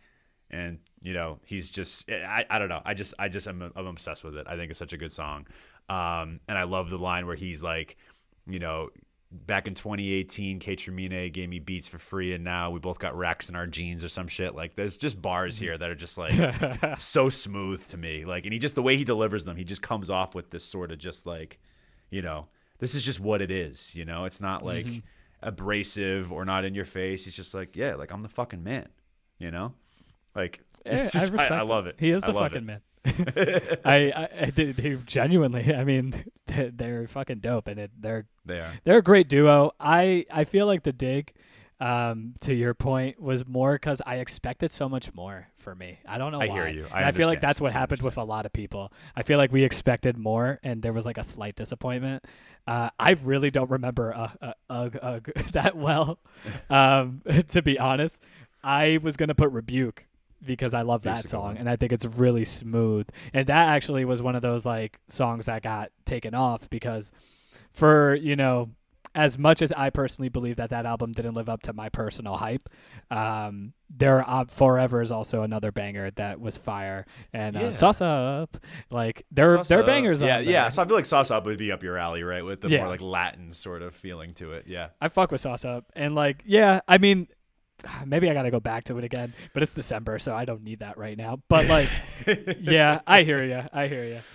Well, yeah, Ugg, like he used all like Ugg had like the like almost triple entendre. Like he was using it as like girl want that Ugg, smoking got that Ugg. Now I remember.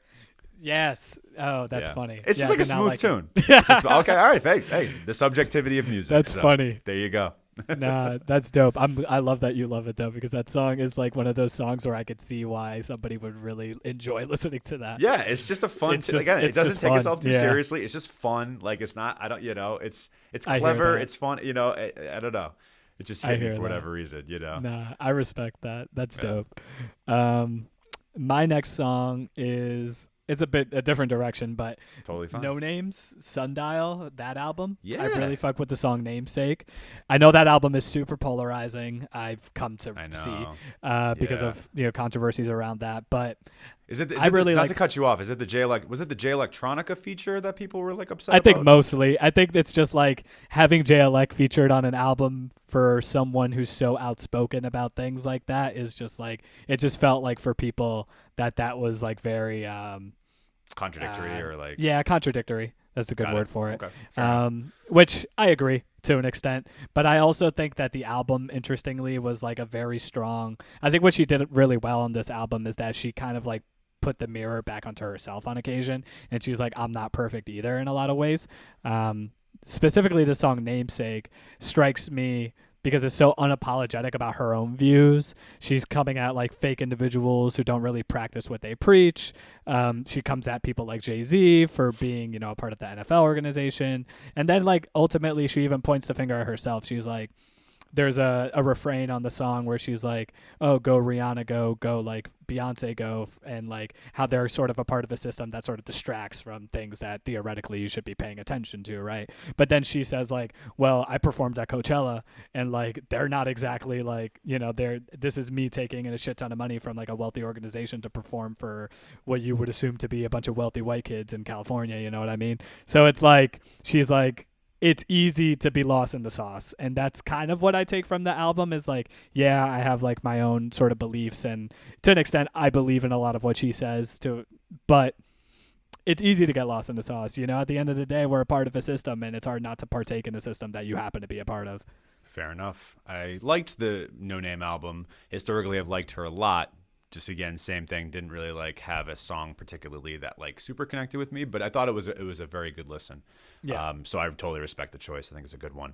Yeah, I think we have 6 songs left. Wow, this is great. And this is actually my top 6. I don't know how this ended up happening this That's way. so crazy. So at my number 6, literally my number 6 song I had at number 6. That's dope. Oliver Tree, the most. Really? Yeah, I'm a big fan, bro. He's like the most, I think, like unexpected pop star. And I know he's very polarizing. Sure. I know he's got like he's quirky. I didn't like him that much at first. And then it took his Cowboy Tears album like about a couple years ago where I really just was like, okay, I understand what he's going for. I get it. Kind of wacky, like Tizo Touchdown a bit. Like it has that sort of like that feeling to it of like, it's just like, this is just who I am and I don't really give a shit who cares about who I am and what I do. He had a song on his most recent album called Essence with Supercomputer that is just like a pop banger. Like it, like, oh, I love that he went in like this direction. I know he had a little bit more of like a country sort of folk vibe to him, but still was like deeply rooted in that pop sound. I think he went completely leaned into the pop even more with this most recent project. And I think Essence is just like the pinnacle of that. And Supercomputer, in terms of like their production, just really did their thing. So Nice. I love this song. Seeing him actually in a couple of weeks with a few friends. And so I'm looking forward to that at House of Blues in Boston. So I heard he plays on a good show. So I'm looking forward to it. And yeah, just from a replay standpoint, I played this song nonstop. So I love it. Essence by Oliver Tree and Supercomputer. Hell yeah, that's awesome. I have not dived too deep into Oliver Tree, candidly. I've like listened to songs here and there, but I'm excited to check that one out. Cool. Next, this is not my top 6. I've kind of just, I think we've ran through probably what I would call my top 6, but I didn't even order these. Yeah, I didn't really order these. I kind of just like threw them into a playlist. The Lemon Twigs, they're like a indie rock band from Long Island, New York, and they have this song called Corner of My Eye on their last album called, what was their album called? We'll get it later, but it's fucking beautiful. It's just a gorgeous love song, and the falsetto vocals are absolutely lovely, and the harmonies are just stunning. Like I really don't know what to say other than just listen to the song. Like the vocals are just beautiful. Like they really do an incredible job. It's one of those songs that's just so well performed, and that's why it had to make the list, because it's just so well performed. I'm super excited. Yeah, I can't wait to hear it. What was the name of that freaking album? I think it was called Everything Harmony. Oh, cool. Everything Harmony. And yeah, like I believe they're 2 brothers, and they just have like, they grew up in like a music family, and they harmonize very well. Given the name. I'm looking forward to hearing it, man. I like, again, a lot of great recommendations for me here to walk away from, and different genres too. So I'm looking forward to some of this, or all of it, I should say. All right, so this next one was high on my mid-year, stayed on high on my mid-year, like, and talk about a duo, or not a duo, but like a collaboration that I did not expect at all this year. And it, honestly, when I saw it, I was like, I don't think this is going to work. Like, I'm really worried about this because I'm a fan of both of you. I don't know why you chose to do this.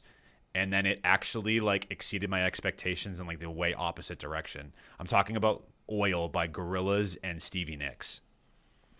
Dude, lyrically is nothing to write home about, but my God, the actual musicality of this song, for whatever reason, I just can't get enough of. And Stevie Nicks adds enough to make it really punch and last, and really like you get enough of her personality in the song that they just, her and Damon just very smoothly like just blend together. I don't know how they made it work, truthfully. And like a lot of, again, she's more supplemental. She doesn't really like give a legitimate verse or anything like that. Adds a lot of vocals on the hook and the back half of the hook.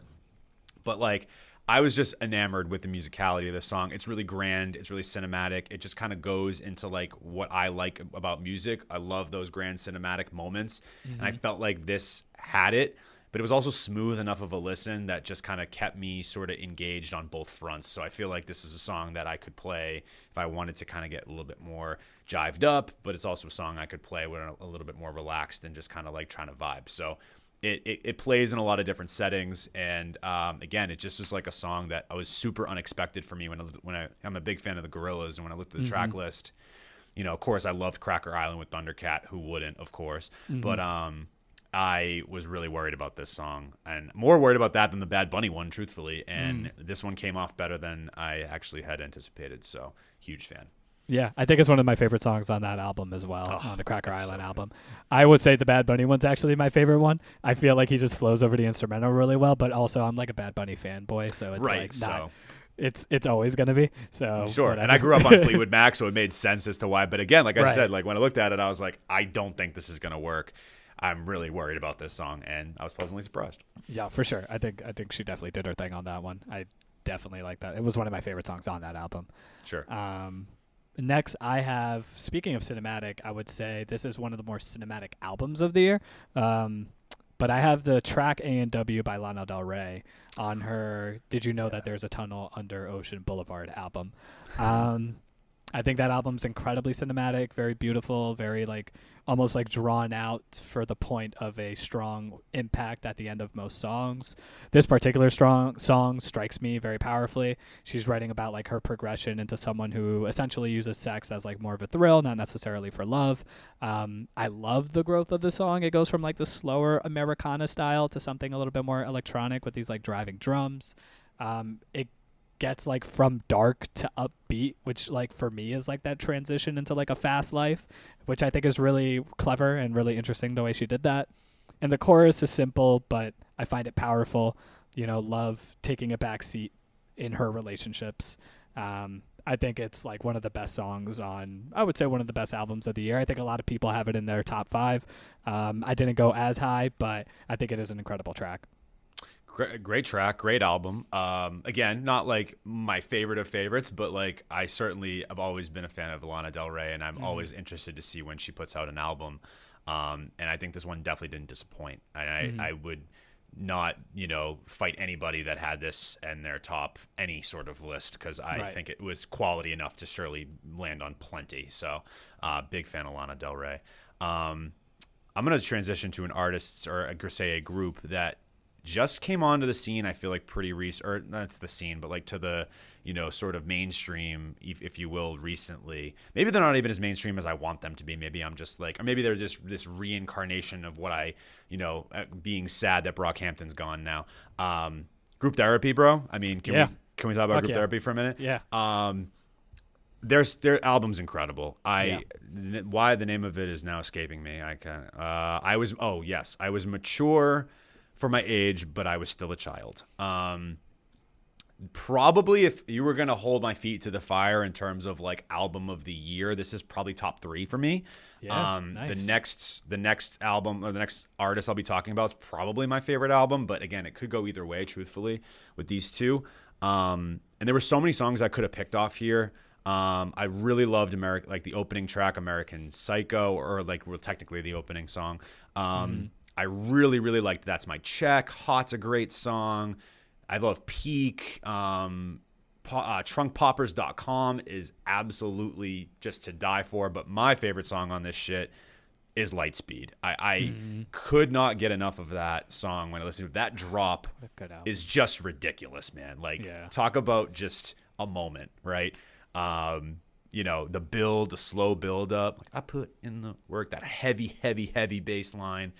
And then they just fucking go off in the hook, and yeah, it's one of the first songs I hit when I go to the gym now. It's like I know that it'll get me moving.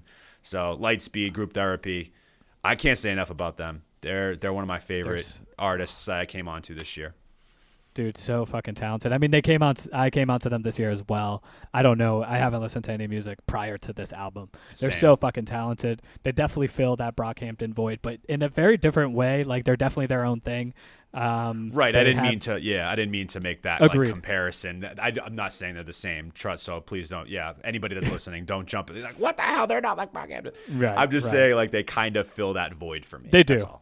I agree with that. Come at me if you want in the comments. I mean, they do, but they definitely have their own sound. They're in the way I would say they're similar to Brockhampton is that when every artist comes onto a track, they make that track their own, and they're able to sort of like kind of like just take it over and do something really dope with it and different. Brockhampton was always fantastic at that, and Group Therapy is great at that too. And I'm excited to hear more music from them. Same, and I feel like too, off that point, they all have their own sort of lane, but they all are versatile still. You know what I mean?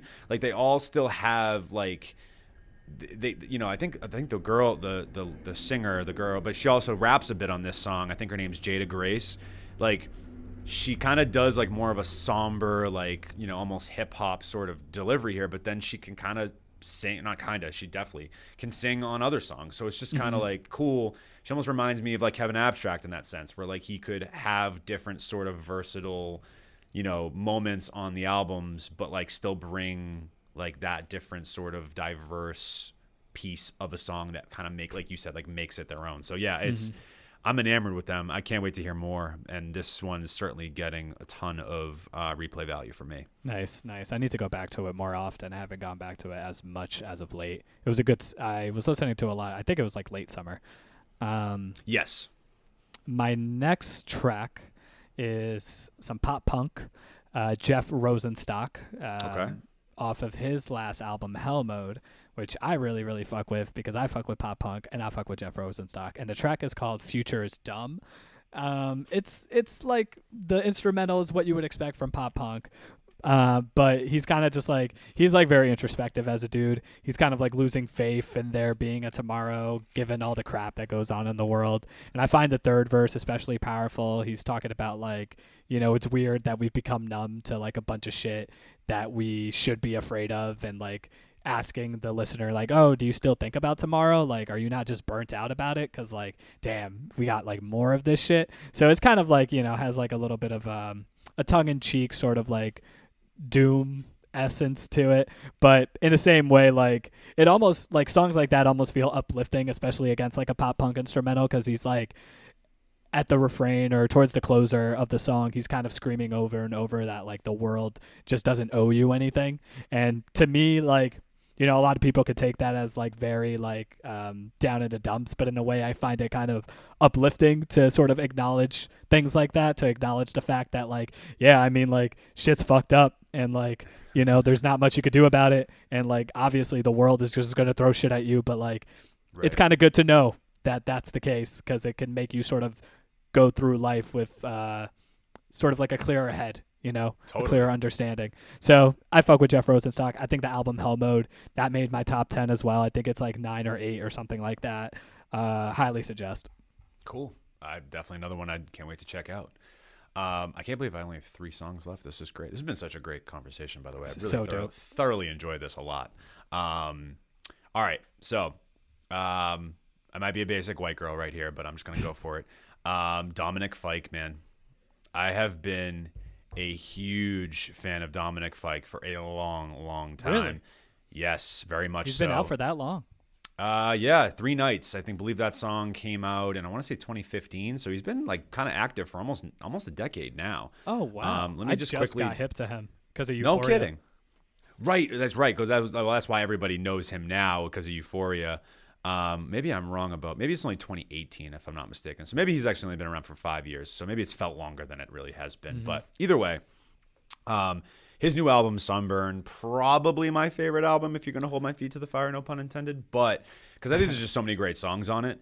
But there's a song on there called 7 Hours that is just gorgeous. Like I love the writing is incredible. I love just more like the stripped back acoustic sort of vibe that he's going with. But it's really the vocal performance for him, like the range he shows, the sentiment in his voice. Like I really just feel that pain. Like he puts me there. I'm almost picturing like him being next to this girl in a dark lit room on a couch in the living room with the TV on late at night at 2 a.m. and they're just kind of in this weird flux. Like I feel it.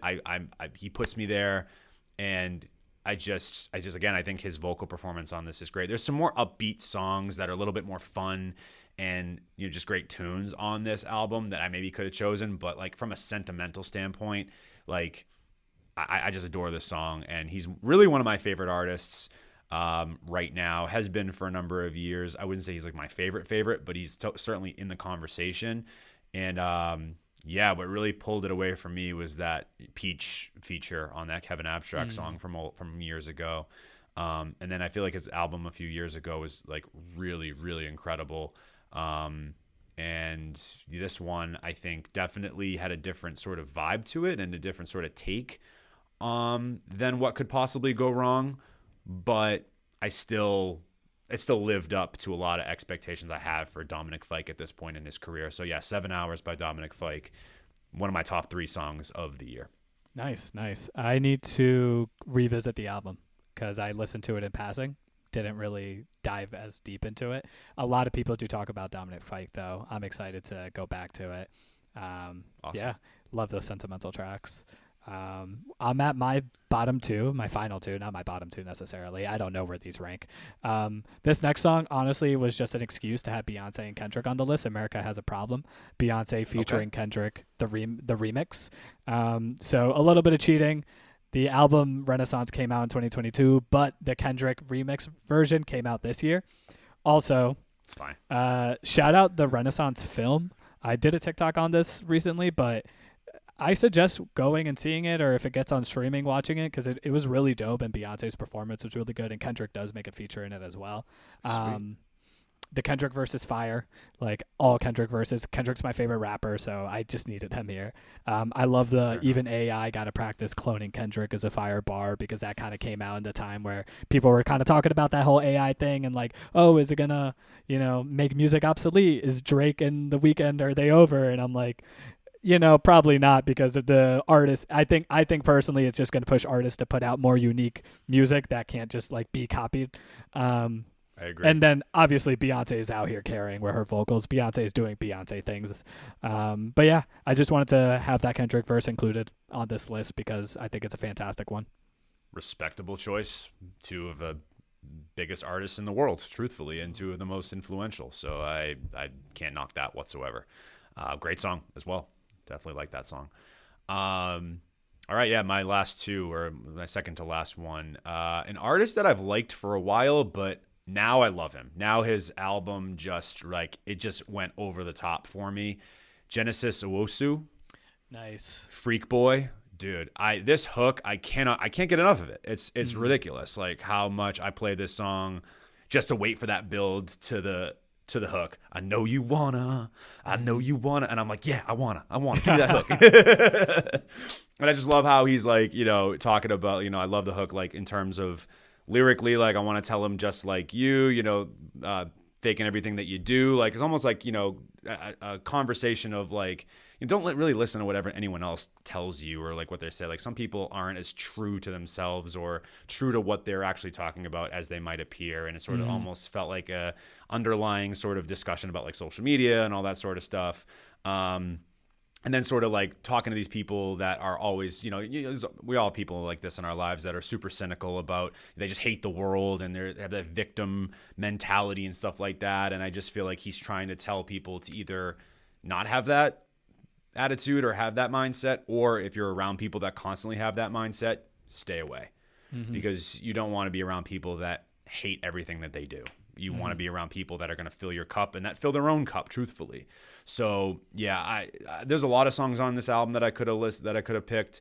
I really like The Old Man. I really like Tied Up and That's Life, Swamp, Stay Blessed. There's a million really, not a million, there's only a handful. There's a lot of really good songs on this project. But Freak Boy just felt like, again, talking about, I'm sounding like a broken record right now, but that sort of cinematic sound. I love this. I love this song. I love this album, and it got so much replay value for me. Hell yeah. Since it's been out. Yeah, fire album. Such a great album. So I haven't good. listened to it enough, honestly. Yeah, I love Genesis Owusu. I should have went back to it more. I really, really liked Smiling with No Teeth. Yeah. Weirdly enough, I felt like I liked this album better. It's fair. I think they're kind of they're like two sides of the same coin in a way. Like they're like super different, but they like he brings his thing. I feel like I don't know what it is that Genesis does, but he does it really well on both of these albums. I don't know how to describe it, but he's just so fucking versatile. He's ridiculously versatile, and that's really why it makes it hard to like really like express my appreciation for what he does, because he does so many different things. Right. Like, I don't even know how to categorize him. Like, I guess he's like an alternative artist, but like, is he? I don't really know. Like, you could spend all day here debating about what genre he's in when he's just sitting there laughing, going, he's so exactly fucking the conversation talented. I want you people to have. Oh, it's insane. It's insane. He's so fucking talented. Yeah. Totally. Last song on my list, not necessarily number one or any, I don't know, probably top 10, but Tyler, the Creator, dropped The Estate Sale, one of the best EPs of the year, and I think Dogtooth deserves a mention. Great song. I think outside of the fact that it was like popping on social media because of the whole "she could ride my face, I don't want nothing in return," I thought that was dope. But I love "Call Me If You Get Lost" was my album of the year in 2021, I believe, and I appreciate Tyler taking that victory lap, being braggadocious, but also kind of throwing a little bit of introspection there. And I think he just kind of extends that further on this EP, and I think every song is a quality inclusion to that fantastic album. It's my favorite Tyler album, and interesting. I just think this song is just like a really great song included into that sort of package, and one of the best EPs of the year. I love what he said in an interview, how, you know, people are already clamoring for more music from him. I'm glad he dropped this EP, but I know he was saying like about a year ago, he's like, I'm still promoting Call Me If You Get Lost. Like, I don't know what you guys are like sitting there. Like, this is the body of work that like it needs to still be heard, because I feel like not enough people still have heard it yet. And I feel like I love his mentality of just, I am going to walk to the beat of my own drum, and no industry person can tell me what to do.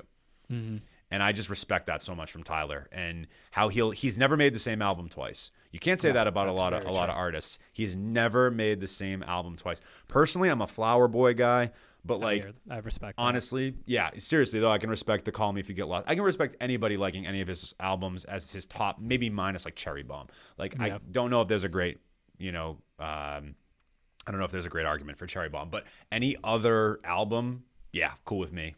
I'm not gonna argue with you. Enjoy it. Flower Boy is so fucking good. Call Me If You Get Lost just caught me in that perfect moment in that life. It's always it's oftentimes so situational too, when it comes to love and music. Like, oftentimes it just catches you at that right moment, and it just like you kind of like sort of like just intersect, and it like it got you. You know, like Flower Boy, I wasn't in that moment, even though I really loved it. But Call Me If You Get Lost, I was just about it. And I think Igor is fantastic as well. I think Tyler is just special. I think I've seen him live twice, and he was special. Like, watching, like he's just special. Dude, saw him at Boston Calling. His set, like the actual set itself, like what he was able to do, like in terms of building a world, was unlike anything I've ever seen. It was, truly special is a great word for it. My last song. So believe it or not, we didn't do year-end lists last year, which I was really sad about, because we were transitioning to the new studio, and there was so much going on. And by the time I feel like I had sat down to breathe, it was March, and I was like, no one really cares anymore. So I decided to not do lists. But the last time I did a year-end list, believe it or not, my number one song was from Jungle. And this year, my number one song is from Jungle again. I can't believe it, but like, it is one of my most played songs of the year. It was actually became in second to Pretty, but I just feel like as a song, it's just better. I'm talking about Candle Flame with Eric the Architect, who's from Flatbush Zombies. I'm a big fan of Flatbush Zombies. And again, another collaboration where I was like, how is this gonna work? I don't know. Flatbush Zombies, I still call him Eric Arc Elliott sometimes. Eric the Architect on Jungle, like, is that really gonna work? And sure enough, it really did. I mean, and really more than I had thought it would. It's just upbeat. It's fun. It's catchy. It's just the perfect sing-along song. And as most of their songs are, they're layered. They're pop enough, but also soulful enough. Like, they're jazzy. They hit every sort of like chord and every sort of check every box for what I look for in like a song that I can just like really feel. And for whatever reason, they make that type of music for me. And this song was the epitome of that for me this year. Candle Flame, Jungle, Eric the Architect. Just awesome stuff. Legendary stuff for me. Hell yeah. Love Jungle. Jungle's so dope. Oh, incredible, man. I can't get enough of them. Like I don't know what it is about their music for me, like the way in which they produce, like and I love that they're like collaborating with more artists now. Like it's cool. It's cool to see. You know, I really have loved their stuff for a number of years now. That Keep Moving song from 2021 was like a gem for me. So yeah. Jungle once again making the top of a list for me, even though we definitely didn't go in order here. So yeah, if you're like, oh, he's at the top, don't worry about it. We went out of order. We just had a conversation. It is what it is. You guys don't really care about the order as long as they're all in the playlist for you to listen to. So make sure you drop, you know, if you're still with us, thank you for still tuning in. We're going to drop the playlist link in the description for you guys to check out all of these songs. And of course, listen, this is just our opinion. So we'd love to hear from you. Drop your favorite songs. It doesn't have to be 23 songs, right? If you want to, go for it.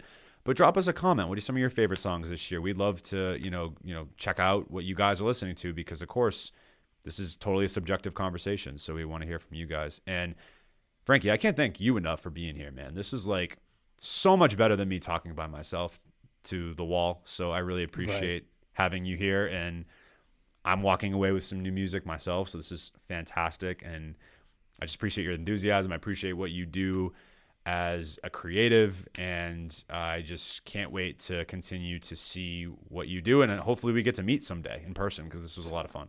Most likely, man. I appreciate you bringing me onto the platform. I appreciate you reaching out.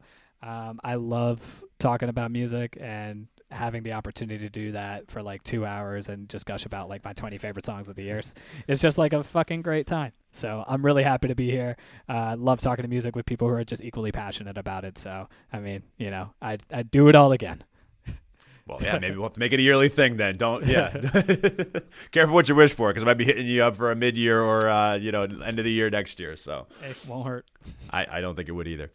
Frequency Studios, everybody, make sure you follow them on TikTok. Link is in the description. And if you are a fan of Frequency Studios, just coming on to us for the first time, you can follow us at Turntable Teachers on Instagram and TikTok. Our website is turntableteachers.com.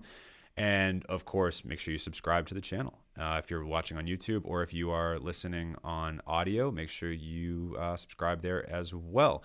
Once again, I'm Mike. That's Frankie with the Turntable Teachers. Graduation 2023, and class is officially dismissed. Turn,